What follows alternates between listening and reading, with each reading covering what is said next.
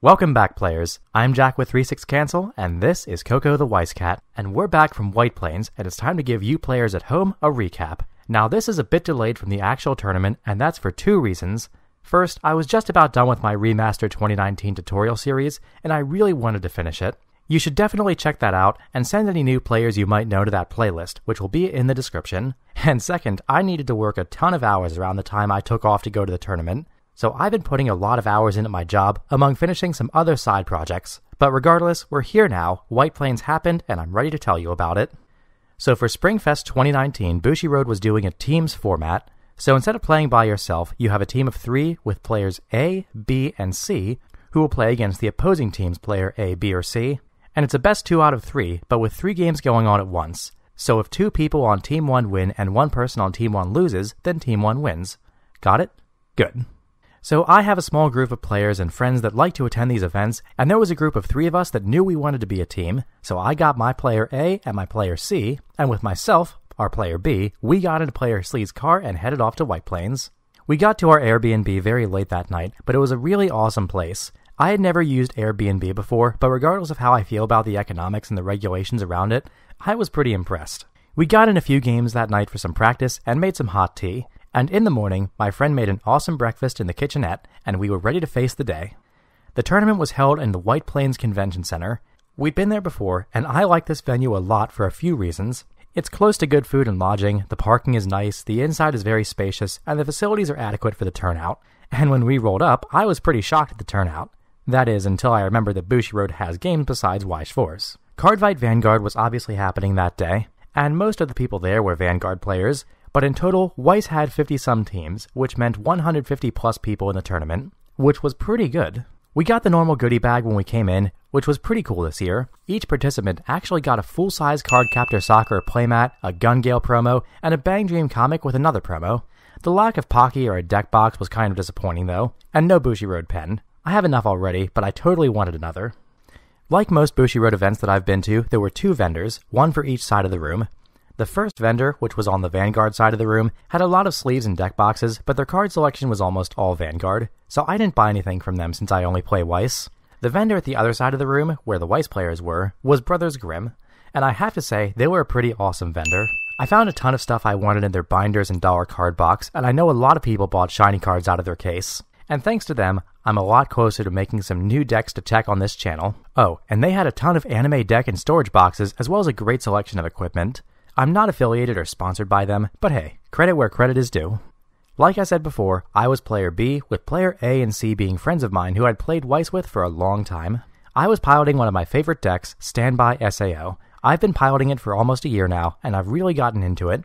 More recently, I had made some changes to my level 0 that I've been super happy with. You can find the deck list in the description, and I'll be deck teching it soon due to popular demand. Our player A was piloting Sunshine, which is probably the most unfair deck in English right now. He played the Chica level 1 combo, the unfair Chica and U early play package, and the Yoshiko finisher sans the climax. Our player C was on red-green Kantai with Prinzes, Mayas, Kashimas, and Fubukis. A really solid build that incorporates some of the strongest cards from each Kantai set. My team did their deck lists while we were waiting for the tournament to start. I had done my deck list before we came, so I was milling around visiting the vendors and looking for trades, but obviously I didn't have long before we had our pairings for round 1. The format here was teams, best of 3 different games with 30-minute rounds. And let me tell you, the round turnaround time was brutal. Don't get me wrong, it's good not to have the tournament run until like 9 PM, but there was barely any time in between rounds to do anything. You basically played the games and moved on to the next one, so I didn't get a chance to take any good notes on my games or consult with my teammates before the next round. It was an extremely fast-paced tournament, which has its upsides and downsides. Personally, I would prefer 45-minute rounds, or at least a longer time between the rounds, but hey, I know there are a lot of logistical hurdles to overcome when setting up a tournament, so I get it. Anyway, it wasn't long before we were paired with our first matches of the day, so let's jump into the rounds. So for each round, we've got some reports from player A, and from myself, player B. Our player C lives a whirlwind, no-limits life with no time to eat or sleep, so unfortunately, he couldn't record anything. So let's break into it. So player A, B, and C of both teams took their seats. Player A of the opposing team played Persona against our player A's Sunshine. Player C of the opposing team played SAO against our player C's Kantai. and player B, my opponent, played Kantai as well. Now, playing Standby, Kantai is a matchup I feel pretty confident in. The deck doesn't have a ton of tools to deal with what I'm putting on the stage, and that was kind of the theme of the game. So it's my first opening hand of the day, and I'm pretty scared when I draw it, but I'm able to do the standard Standby opening play, which is to pitch some good targets and keep a level 2 Lisbeth. Always keep one level 2 Lisbeth in your opening hand. She clocks for red, and goes to your waiting room at level 1 for Standby. I won the roll, and I open with a Kirito runner. He opens with an Akatsuki. Next turn I get more aggressive with May Close Asana and Close Call Silica, and swing in 3 lanes.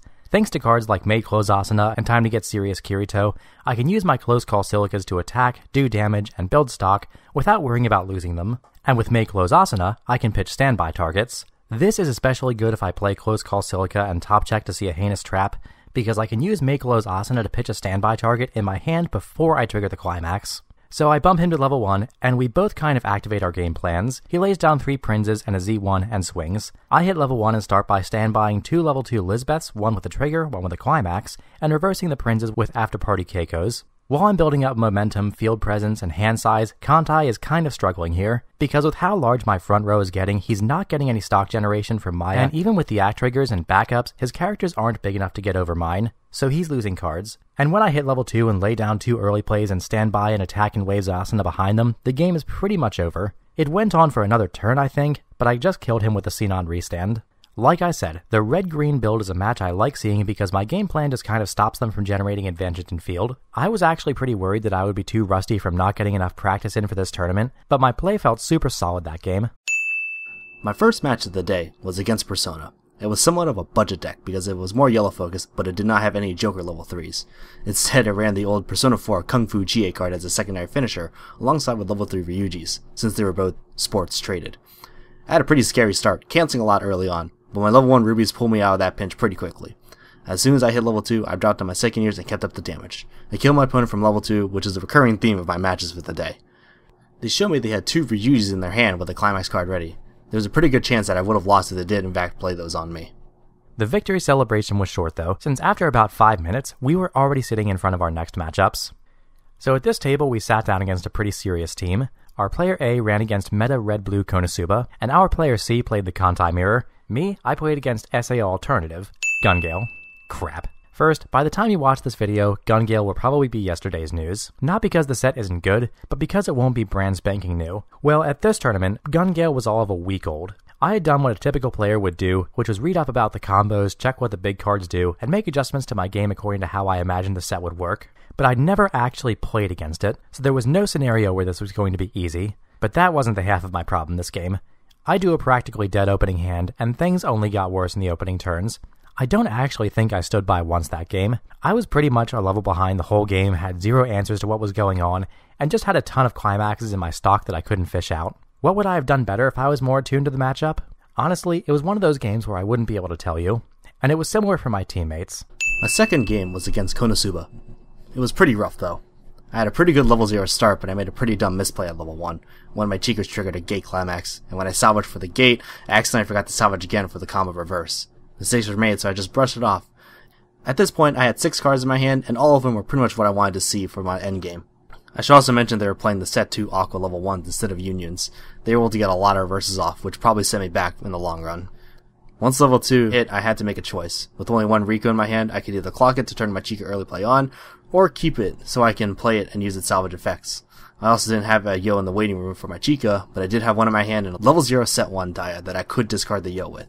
With this plan in mind, I clocked my Rico, and with my Dia, I top check a climax. Absolutely brutal. I feel whatever I had in my hand, and the opponent took advantage and kept up their tempo. I ended up scooping at 3-5 because they played 1 Megumin with the climax combo and I had 6 cards left in my deck. There's really nothing I could do about that from that position. Looking back on it, the missed salvage might have cost me the game. I could have salvaged a second Rico and things might have been fine, but there's no point thinking about what could have been. You live and you learn. Kantai versus Kantai? Well, he who triggers more climaxes sinks their Kanmasu. We were whooped 0-3 in that round, making our record 1-1. So, needless to say, we were pretty disappointed, because this really put a damper on our chances.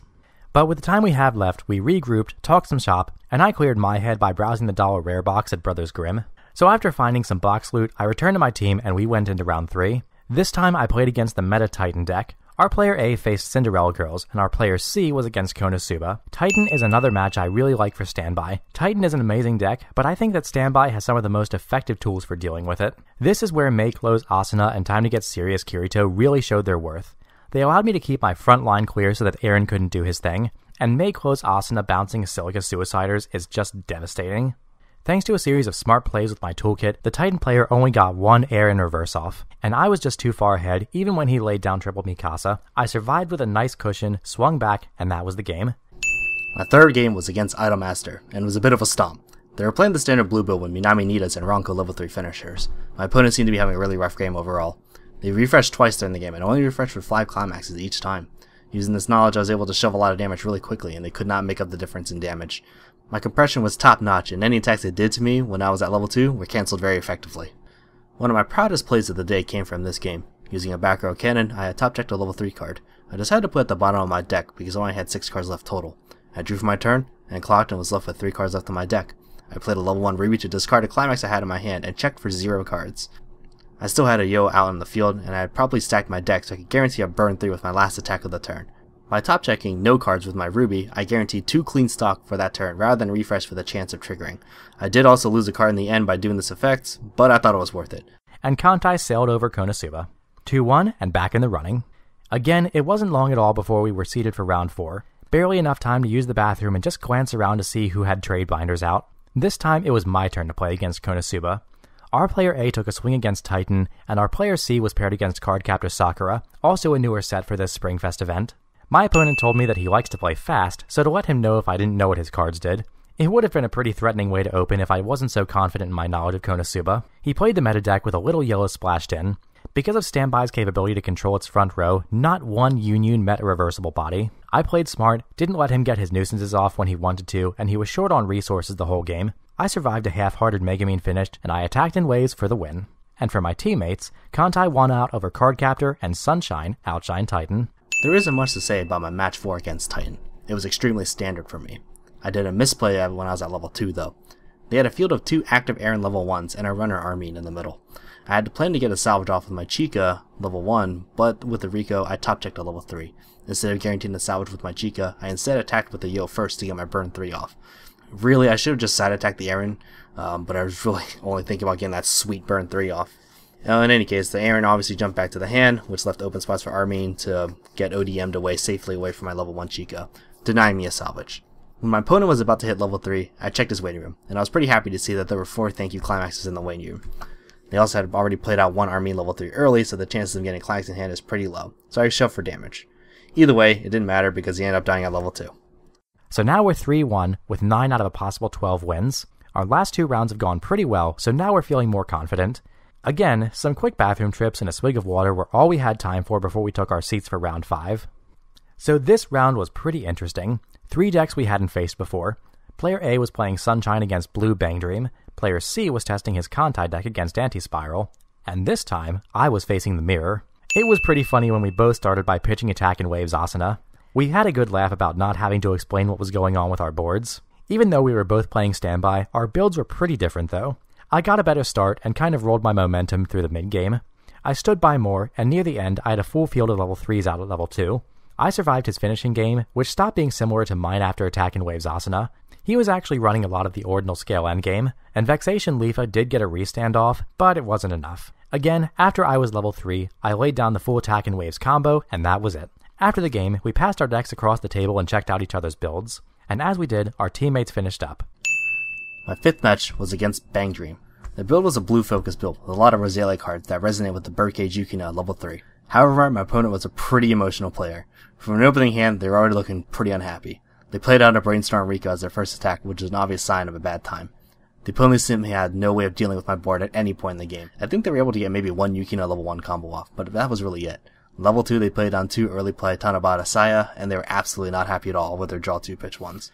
When I started my first turn at level 2, I had a choice to make. If I clocked a Rico to activate my Chica early play, then I would have refreshed my deck with only 5 climaxes in it. I decided that this was a bad play and instead went for better compression. My opponent was having a terrible game, so I felt like I was pretty safe overall, without needing to play down my level 3s early. I eventually had them stuck at 3-6, and they drew for turn, and immediately scooped, deciding that there was no way they could ever kill me from where I was at, which I believe was something like early level 3 or maybe late level 2.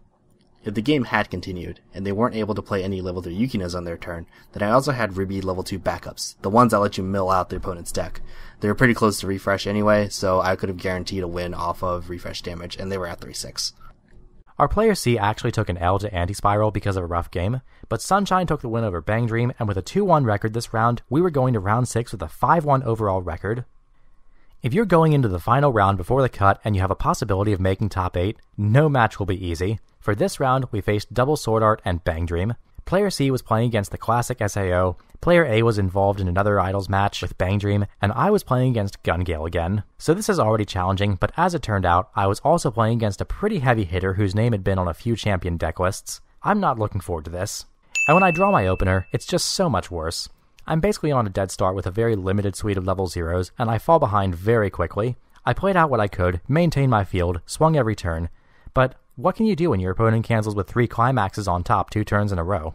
As far as I know, not much. Better lucky than good, but this dude was both. He hit a really clutch backup from me all game that he played when I hit level 3 and tried to attack in waves. Because I started my asanas up front like you're supposed to with that combo, he was able to back up, which wouldn't have mattered since the combo still works if the asanas get reversed in this battle, but this Gun Gale backup sent her to memory. It was such a blowout. I hadn't seen it all game, and it hit me totally out of left field. But even if I had executed the full combo on him, I seriously doubt it would have mattered. I did the best I could, but I just couldn't overcome the multiple hurdles from an unfamiliar set, a rough start on my side, and some really consistent cancels on my opponents. My 6th match was against a much more red-focused Bang Dream deck. I had a pretty great time playing against my opponent, because they recognized me from the previous tournament at Secaucus where I was actually judging. It was a good time, and they were pretty animated. They used the Christmas Kasumi combo, and used the warehouse event a lot. It was pretty impressive. So many Kasumi combos. With how good the compression was, I was surprised I was able to keep up in damage. The big tournament point was when they played 2 level 2 early play Clock Bomb Himaris against my early play Chica and Yo. The Himaris wiped them out, but fortunately for me, I had another Chica in my hand, so still being at level 2, I played my Chica and got another Yo again. My opponent was extremely tilted, or they seemed extremely tilted about it, and then I won the game. They seemed to be pretty mad because they felt like there was nothing they could do against Sunshine. As for my team, Player A's Sunshine deck took the game from Bang Dream, making him 2-0 on Bang Dream for the day. But he couldn't carry me or our Player C, who took a bad end of a rough game from Sword Art. We lost the round 1-2, with our final record before the cut being 4-2, so it might happen that we tiebreak into top 8, but it's not likely. But miracles do happen. Our tiebreakers were just good enough to get us into 8th place. We were totally stoked.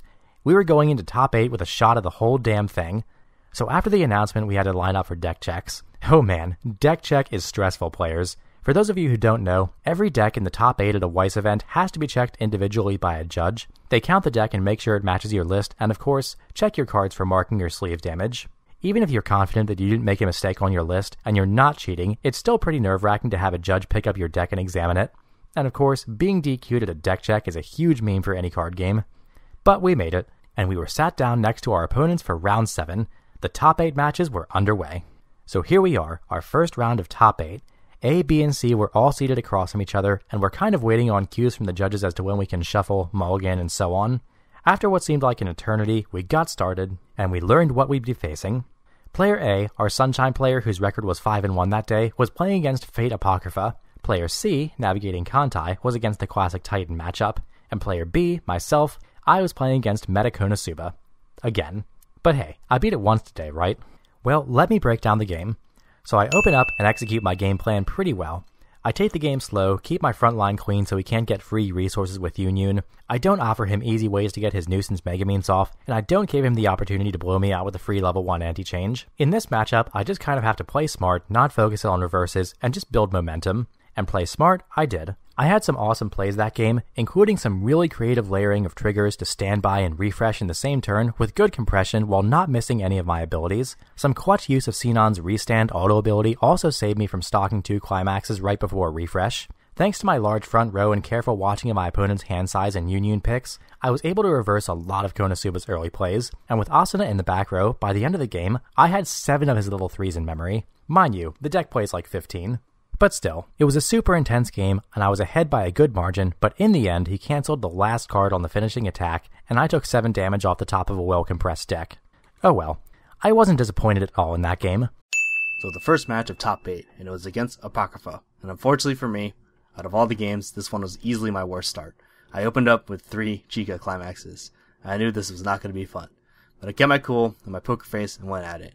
I used my Brainstormers and my level 1 rubies to delete my deck pretty fast. Meanwhile, my opponent was running the Astolfo level 1 combo with a Gene and Dragon top end. I was able to get my second years up and running, but my opponent had a pretty great answer with the level 2 Vlad, the one that can bottom deck in early play. Vlad shoved my Yo away and weakened my Chica enough to get reversed.